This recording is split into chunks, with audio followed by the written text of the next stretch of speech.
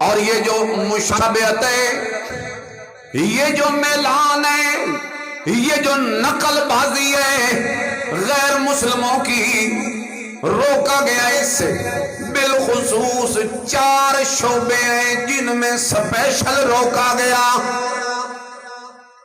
اعتقادات، ان جیسے عقیدے نہ ہوں جیسے ان کا عقیدہ ہے کہ وہ عبادات میں سے کسی عبادت کا رخ غیر اللہ کی طرف موڑ دیتے ہیں، اللہ کے علاوہ حضرت عیسیٰ کی عبادت کرتے ہیں، یہ انہیں اللہ کا جز کہتے ہیں۔ اللہ اللہ، تو اعتقادات میں ان کی پیروی حرام، اگر کوئی کرے گا تو کفر اور شرک ہو جائے گا، اسلام ختم ہو جائے گا، انہی کی طرح ہو جائے گا، انہی کی طرح ہو جائے گا۔ تو یہ جو کرسمس کے موقع پہ مبارکباد ہے، یا ان کے پاس شریک ہونا، یا جا کے ان کے کیک کاٹنا، یا ان کی معاذ اللہ ثم معاذ، یہ ان کے ساتھ حمایت ہے، ان کے عقیدے کا پرچار ہے۔ ان بدکاروں کو نہ دیکھو، ان سیاسی لیڈروں کو جو اپنی سیاست اور کرسی کے بچانے کے لیے پتہ نہیں کس کس حد تک پہنچ جاتے ہیں، نہ کوئی ہندو، نہ کوئی عیسائی، نہ یہودی، نہ مسلمان کی کوئی تقسیم باقی نہیں رہی، بس ووٹ لبنے چاہیے، ہمیں خوش رہنے لبے، ووٹ ملنے چاہیے، ہر کسی کے ساتھ جاؤ، رکن بننا چاہیے جماعت کا کوئی نہ کوئی۔ آپ اپنا ایمان بچاؤ، کسی کا عمل ہمارے لیے کوئی قابل تقلید نمونہ نہیں۔ عبادات میں بھی مشابہت سے منع کیا۔ 10 محرم کا روزہ ہے نا، رکھتے ہیں نا، لیکن حکم کیا ہے کہ ایک ساتھ ملا لو، یا 9ویں کا یا 11ویں کا، 2 رکھو۔ یہ دوسرا کیوں ملایا پتہ آپ کو؟ حضور مدینے میں آئے تو یہودی رکھتے تھے 10ویں کا روزہ، حضور نے فرمایا وہ پہلے رکھتے ہیں، اور اگر ہم رکھنے لگ جائیں تو یہودیوں کا پتہ ہی نہیں چلے گا کہ یہ عمل مسلمانوں کا یا یہودیوں کا۔ عبادت میں بھی مشابہت کی گنجائش نہیں چھوڑی۔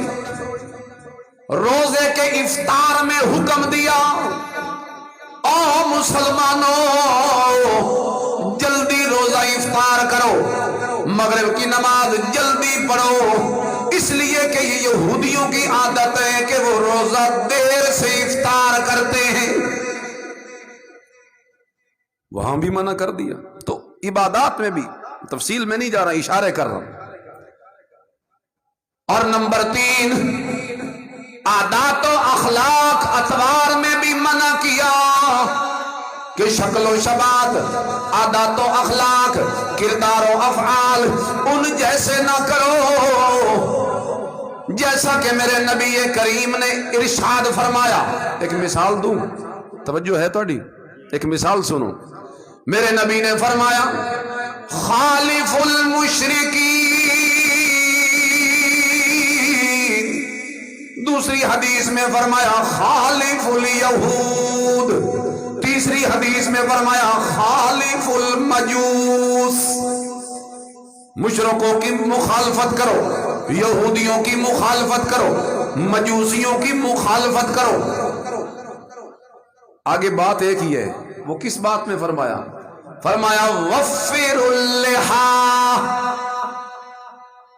داڑھی بڑھاؤ، وحف الشوارب، مونچھیں کترواؤ، اس لیے کہ ان کا طریقہ یہ وہ داڑھیوں کو کٹواتے ہیں، مونچھوں کو بڑھاتے ہیں۔ تو یہ عادات میں بھی میرے نبی کریم نے ان کی مشابہت سے منع کر دیا، ظاہری شکل و شباہت و صورت میں بھی ان جیسا بننے سے منع کر دیا، اس لیے کہ اگر ان جیسا بننے کی بندہ کوشش کرے، ذرا سوچو تو صحیح اس میں برائیاں کون سی پائی جاتی۔ یہ میری 2-3 باتیں ذرا توجہ سے سننی ہے، صرف 2-3 منٹ، ادھر دیکھو۔ ان کی مشابہت کوئی کرے گا، ظاہر بات ہے یہی سمجھ کے کرے گا کہ وہ افضل ہے ہم سے۔ بھائی کوئی کسی دوسرے کے طریقے کو تب بھی لیتا ہے نا جب وہ کیا سمجھے بھی او طریقہ بہوں چنگا۔ حضرت عمر میرے نبی کے پاس آئے تھے، ہم یہودیوں سے بڑی بڑی باتیں سنتے، مسند احمد کی حدیث ہے، تو کئی ان میں اچھی باتیں بھی ہوتی، میں کیا لکھ لیا کروں؟ کوئی اگر اچھی بات یہودیوں عیسائیوں سے مجھے ملے تو کیا میں لکھ لیا کروں؟ اور حضور نے آگے سے فرمایا تھا عمر کیا تو اپنے دین کے معاملے میں حیرانگی اور حیرت میں ہے؟ کیا تجھے دل سے تسلی نہیں کہ میرا دین سچا؟ آپ نے منع فرما دیا. آپ نے فرمایا میں نے تمہیں ایسے روشن دین میں چھوڑا ہے اور ایسے رستے پہ میں نے تم کو چھوڑا ہے کہ جس کی راتیں بھی دن کی طرح روشن ہے. ایسا دین میں تمہیں دے کے جا. اور وہ حدیث آپ نے سنی نہیں؟ حضرت عمر تورات کے ورقے لے کے آئے اور میرے نبی کریم کو سنانے لگے اور میرے نبی کریم کا چہرہ غصے سے سرخ ہو گیا. اس موقع پہ میرے نبی کریم نے کیا فرمایا تھا؟ او عمر تو تورات پڑھ رہا ہے، ان یہودیوں کی کتاب پڑھ رہا ہے، جبکہ میں تو یہ کہتا ہوں لو کان موسیٰ حیّا وادرک نبوتی ما وسعہ الا اتباعی. اور تم موسیٰ علیہ السلام کی کتاب لے کے آنے والا، میں تو یہ کہتا ہوں اگر اس کتاب والا نبی موسیٰ آج دنیا میں زندہ ہوتا تو وہ بھی میرے پیچھے چلنے کا پابند ہوتا، اس لیے کہ جب میرے نبی کی نبوت کا سورج چڑھ گیا اب کسی چراغ کو جلنے کی اجازت نہیں ہو سکتی. اس لیے کہ سب نبی کی نبوتیں چراغ ہیں اور میرے نبی کی نبوت سورج ہے. تے سورج چڑھے کھلوتے ہوئے تے کوئی پاگل ڈیوا بال کے بیٹھا ہوئے تے انہوں کے اکساں ہے تا پاگل ہے، بے وقوف ہے. وہ اب کیا ضرورت ہے چراغ کی؟ سورج چڑھا ہوا ہے. بس میرے نبی کریم کی نبوت جو ہے وہ تو سورج ہے. اللہ اکبر ان دین محمد کتابہ اقوی و اقوم قیلا. یہ سب سے مضبوط دین. تو افضل سمجھو گے تو تب جاؤ گے، اور کوئی شاید دین تو افضل نہیں ہو سکتی. نمبر 2 دوسری وجہ یہ ہو سکتی ہے کہ احساس کمتری ہے کوئی تجھے، پتہ نہیں میں پیچھے آتے دنیا تے بڑی اگے وہ عمل بڑے اچھے ہیں اور میں تو پتہ نہیں پیچھے ہوں. کو پرانی میرے پاس باتیں ہیں، کو پرانا دین ہے، پتھر کے دور کی باتیں. جس طرح کئی لوگ کہتے ہیں پردہ ہم اس لیے نہیں کرتی، پتھر کے دور کی باتیں ہیں. داڑھی اس لیے مجھے اچھی نہیں لگتی، یہ پتھر کے دور کی باتیں. ایسے روشن خیال جو پلتے ہیں یہود و نصارہ کی گود میں اور امت مسلمہ کے نوجوانوں کا دل اور دماغ اور سوچ اور افکار اور کردار خراب کرنے کے لیے انہیں مسلط کیا جاتا ہے پروپیگنڈے کے تحت. اور نوجوان ان کی باتوں کی طرف دھیان کرتے لیکن رسول اللہ کی باتوں کی طرف دھیان نہیں کرتے. وہ داڑھی سبحان اللہ. حدیث میں آتا ہے ایک روایت میں کہ آسمان کے کچھ فرشتے ہیں، ہر فرشتوں کے ذمہ اللہ نے کوئی نہ کوئی تسبیح لگائی ہوئی ہے، وہ خاص تسبیح پڑھتے ہیں. ایک تسبیح کچھ فرشتوں کے ذمہ یہ ہے، فرشتوں کی پوری ایک جماعت کے ذمہ وہ یوں اللہ کی تسبیح پڑھتے ہیں سبحان من زین الرجال باللحا.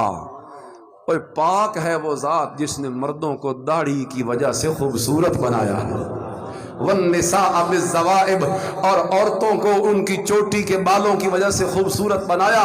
سبحانہ یعنی اللہ کی تعریف اس لہجے میں ہو رہی ہے، پاک ہے وہ ذات جس نے مردوں کو داڑھی کی وجہ سے خوبصورت بنایا. احساس کمتری نہیں اس واسطے کہ میرے نبی تو ود کے سونا کوئی نہیں، تے میرے نبی دے طریقے تو ود کے بھی طریقے سونے کسی دے نہیں. جیسے میرا نبی اعلیٰ میرے نبی کے طریقے بھی اعلیٰ، جیسے میرا نبی پیارا میرے نبی کے طریقے بھی پیارے، جیسے میرے نبی سب سے زیادہ خوبصورت میرے نبی کی سنت بھی سب سے زیادہ خوبصورت، جیسے میرا نبی سب سے اعلیٰ و عرفہ ہے، اونچا و برتر و بالا ہے، اسی طرح میرے نبی کا دین میرے نبی کی شریعت بھی سب شریعتوں سے عرفہ و اعلیٰ برتر و بالا.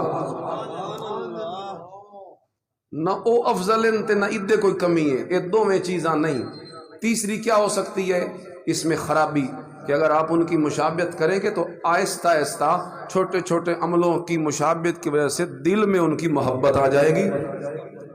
آندھی ہے کہ نہیں آندھی مشابہت دی وجہ تو دل چ محبت آندھی. مثال آپ باہر کے ملک ہیں کہیں سارے غیر ملکی انتے اچانک تو انوچ اپنے شلوار قمیض والا نظر آوے تو تسا دوڑ کے انہوں ویسے بھائی جان السلام علیکم، اچانک دل میں محبت کے جذبات ابھریں گے. کیوں؟ مشابہت کی وجہ سے کہ اس کی تو مشابہت میرے ساتھ ہے، یہ تو میرے ملک کا لگتا ہے، یہ تو میرے لباس جیسے اس کی مشابہت، تو مشابہت کی وجہ سے دل میں محبت کے جذبات ابھرتے ہیں۔ اگر ان جیسا لباس پہنو گے کل کو تمہارے دل کو اچھے یہودی لگیں گے، عیسائی لگیں گے، اور قرآن نے منع کر دیا کہ یہودیوں، عیسائیوں، کافروں سے دلی محبت کرنا جائز ہے۔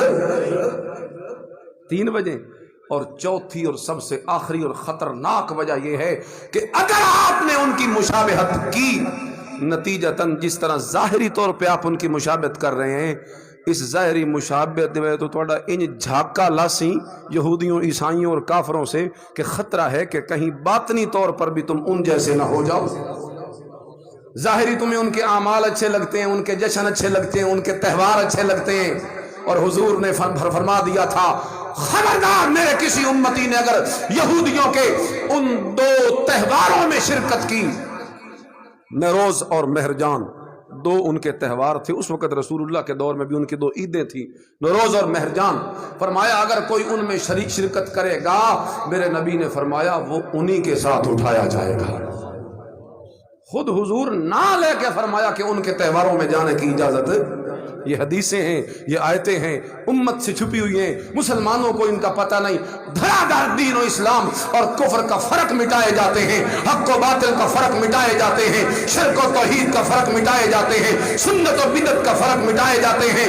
خدا را دین کے احکام کو سمجھو، اسلام کی بنیاد کو سمجھو۔ اسلام کی بنیاد ہے تسلیم و رضا، کفر کی بنیاد ہے فساد، گمراہی، اور اسلام میں ہدایت ہی ہدایت ہے۔ وہ ہدایت کو چھوڑ کے کیوں گمراہی کی طرف جاتے ہو؟ اطاعت کو چھوڑ کے کیوں ضلالت کے پیچھے جاتے ہو؟ اس لیے خطرہ ہے اگر ان کی مشابہت ہو تو کہیں کل تمہارا دین ہی نہ ختم ہو جائے۔ کوئی پلے پئیے نے گلاں کیا کہا میں نے؟